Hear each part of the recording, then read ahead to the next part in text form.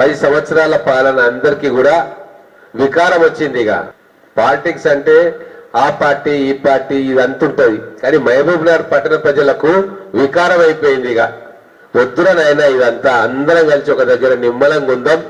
ఈ రాజకీయాలన్నీ కలుషితం అయిపోయినాయి. మంచిగా అన్నదమ్ముల్లాగా అక్క బావ తమ్మి మామ అనుకుంటూ ఉండే పచ్చరి పాలమూరు ఎట్లా అయిపోయిందో మనందరికీ తెలుసు. మళ్ళీ అందరం కలిసి ఈరోజు వెనకటికి ఎట్లయితే పాలమూరు ఉండే మహబూబ్ నగర్ ఉండేనో ఏ పార్టీ వాళ్ళైనా కూర్చొని మంచిగా విషయాలు మాట్లాడుకొని ప్రేమతోటి పలకరించుకొని అభివృద్ధి కోసం అందరు కలిసికట్టుగా పనిచేసి ఒక వాతావరణంని మనం నిర్మాణం చేసుకుందామని చెప్పి అందరు కూడా కాంగ్రెస్ పార్టీ వేదిక మీదకి వచ్చిండ్రు. ఈ రోజు కాంగ్రెస్ పార్టీలో చేరి దాన్ని బలోపేతం చేస్తా ఉన్నారు. అందరికీ కూడా సముచిత స్థానం ఇస్తాం.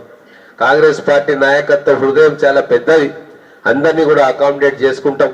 ఎవరెవరి శక్తి సామర్థ్యాలను బట్టి వాళ్లకు మెల్లమెల్లగా అవకాశాలు కల్పిస్తాం. అందరికీ రేపే అవకాశం అంటే రాకపోవచ్చు, కానీ మెల్లగా వారి శక్తిని సామర్థ్యాన్ని బట్టి ఒక్కొక్కరిని అకామిడేట్ చేసుకుంటాం.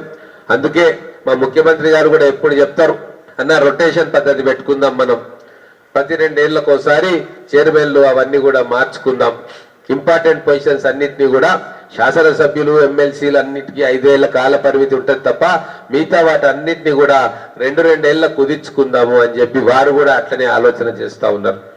కాంగ్రెస్ పార్టీ కోసం కష్టపడ్డోళ్ళు, కాంగ్రెస్ పార్టీ ఎమ్మెల్యేలను గెలిపించడానికి అవతల పార్టీలో ఉండి కూడా సాయశక్తులా కష్టపడ్డోళ్ళు, తర్వాత న్యూట్రల్ గా వండుకుంటూ కాంగ్రెస్ పార్టీ అభ్యర్థులను గెలిపించుకోవడానికి కష్టపడ్డోళ్ళు, అలాగే టిఆర్ఎస్ పార్టీలో ఉండి కూడా ఈ దుర్మార్గ పాలన మాకొద్దు, మళ్ళీ ప్రజాస్వామ్య పాలన రావాలి, కాంగ్రెస్ గెలవాలి అని చెప్పి కోరుకొని కష్టపడ్డోళ్ళు వాళ్ళందరూ కూడా ఈ రోజు మన కాంగ్రెస్ జెండాకు వస్తా ఉన్నారు.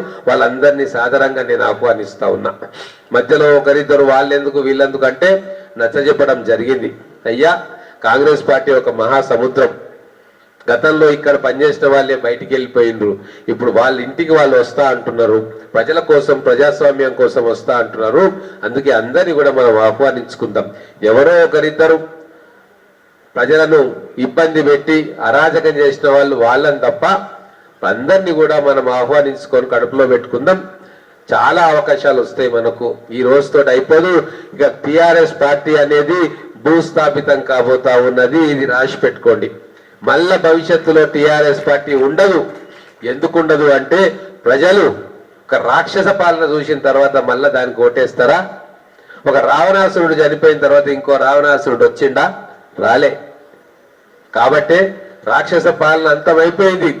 ప్రజలు దీపావళి చేసుకున్నారు, ప్రజలు పండుగలు చేసుకుంటా ఉన్నారు. ఇక మళ్ళొకసారి ప్రజలు అటువైపు చూడరు.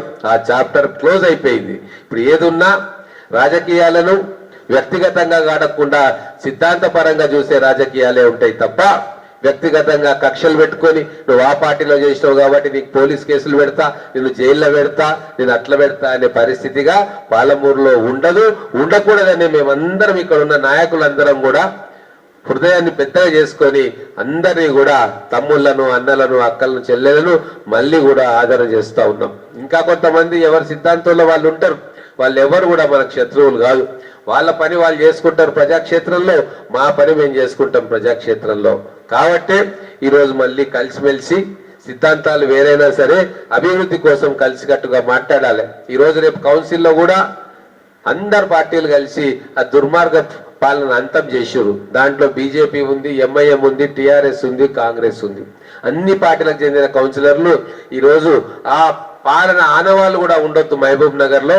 మళ్ళీ కౌన్సిలర్లు కావచ్చు, నాయకులు కావచ్చు, స్వేచ్ఛగా తమ పనులు తాము చేసుకునే అవకాశం కావాలి అని చెప్పి అందరూ కూడా కలిసిమెలిసిపోయి ఈరోజు అక్కడ అవిశ్వాస తీర్మానం పెట్టి దించేసిండ్రు.